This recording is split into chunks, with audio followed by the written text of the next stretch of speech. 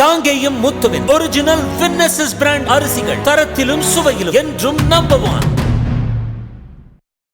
தமிழ்நாட்டில் வரும் மக்களவைத் தேர்தலில் 4 முனை போட்டி உருவாகியுள்ளது. அது குறித்து நமது செய்தியாளர் ரமேஷ் தரும் விளக்கத்தை பார்க்கலாம்.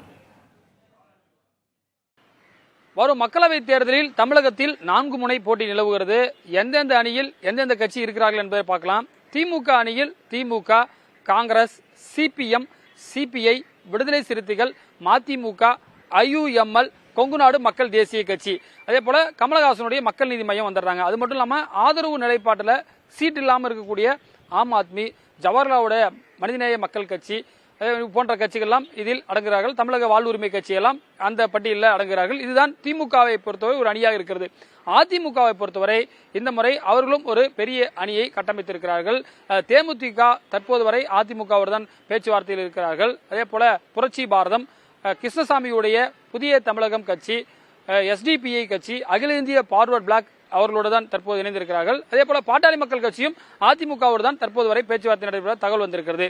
அது மட்டும் இல்லாமல் மூன்றாவது ஒரு அணி பாஜக தலைமையில் இருக்கக்கூடிய அணி, அவர்களும் பெரிய அணியாக தான் இருக்கிறார்கள்.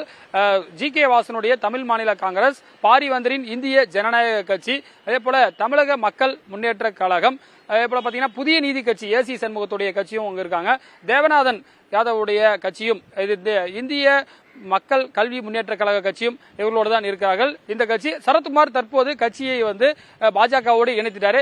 இது ஒரு பட்டியலாக இருக்கிறது. இவர்களும் ஒரு பெரிய அணியாக இருக்கிறார்கள். கடந்த முறை அதிமுகவும் பாஜகவும் ஒரே அணியில் இருந்தார்கள். தற்போது இரண்டாக பிரிந்ததால் தான் தற்போது 4 முனை போட்டி உருவாகி இருக்கிறது. 4வது ஒரு அணி இருக்கிறது. அதுதான் நாம் தமிழர் கட்சியுடைய அணி. அவர்களும் கடந்த முறை 6% மேல ஓட்டு வாங்கியிருக்காங்க.